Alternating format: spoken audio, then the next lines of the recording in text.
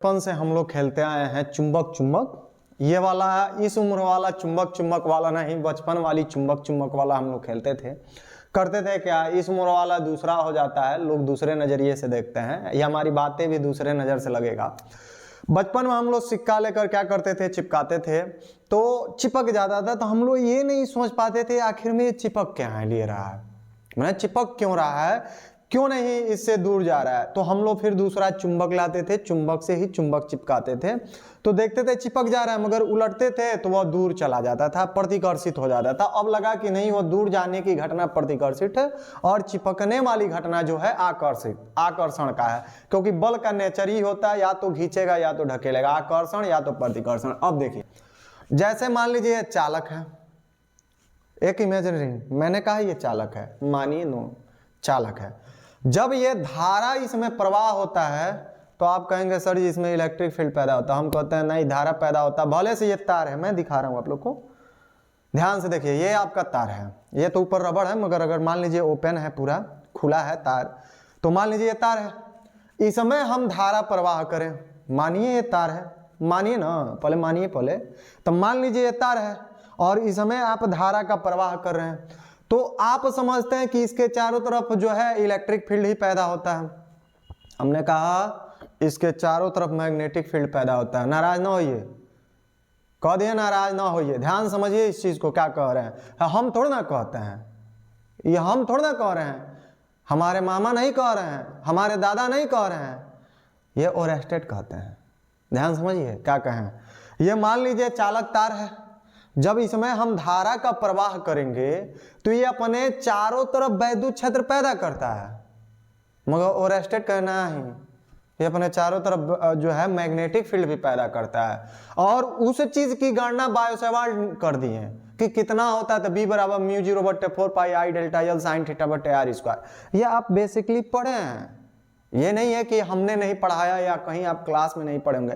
तो आखिर में ये अपने चारों तरफ मैग्नेटिक फील्ड पैदा कर रहा है, याद रखिए, इसीलिए जाते हैं तो चिपक जाते हैं, करने लगते हैं। इसी के कारण तार के पास हम जाते हैं तो क्यों चिपकाते हैं, क्योंकि उसमें मैग्नेटिक प्रॉपर्टी आ जाता है, इलेक्ट्रिक फील्ड के साथ साथ उसमें मैग्नेटिक फील्ड भी क्रिएट हो जाता है, उसमें पैदा हो जाता है, इसलिए हम छूते हैं तो चिपक जाते हैं, क्योंकि हमारे अंदर भी चार्ज होते हैं वो। अब देखिए क्या है, ये जो इसके चारों तरफ मैग्नेटिक फील्ड पैदा हो रहा है, तो उसकी डायरेक्शन निकालना पड़ता है, और इसको निकालने के लिए दो मेथड यूज करते हैं। पहला हमने लिखा दाएं हाथ के हथेली का नियम, हम दक्षिणावर्ती पेच के नियम से हम निकालेंगे कि आखिर में जो है मैग्नेटिक फील्ड जो लाइन है या मैग्नेटिक फील्ड है उसकी डायरेक्शन किधर होती है, कैसे निकालेंगे। पहले चलिए दाएं हाथ के हथेली का नियम का, दायां ये नहीं है, दायां हमारा ये, दायां मतलब दाहिना, ध्यान समझिए। अब यह हमारा दाहिना हाथ है, मुट्ठी बांधे, इस मुट्ठी को आप पूरा फैलाइए, फैलाइए हमारे साथ ही फैलाइए, फैला लिए ऐसे, फैला के देखिए, ऐसे फैला लिए। ये वाली हाई कौन चीज है, अंगूठा, ये जो चालक थी इसमें धारा की बहने की दिशा में हो, जैसे ऐसे ये तार है तो धारा इधर से ऐसे जा रही है, तो इसके दिशा में हो अंगूठा।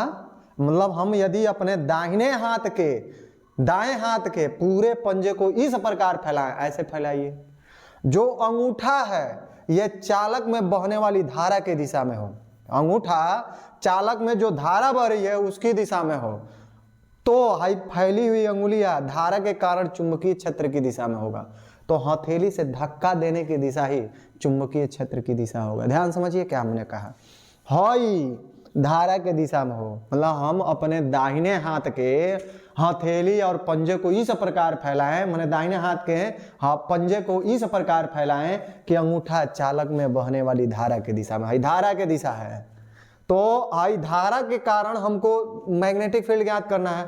तो ये हमारा मान लीजिए धारा के कारण इधर जो फैली हुई अंगुलियां हैं ये चुंबकीय क्षेत्र की दिशा में हो, तो हाई हथेली से धक्का देने की जो दिशा है, ये ना बन रहा है, हाँ ये चुंबकीय बल रेखाओं की दिशा होता है।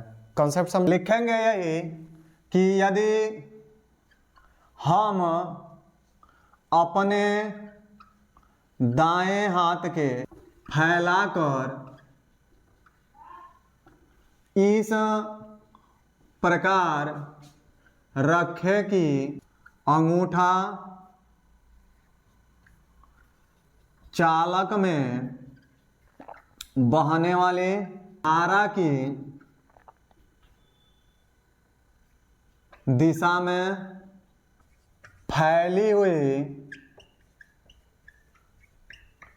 अंगुली उस बिंदु की ओर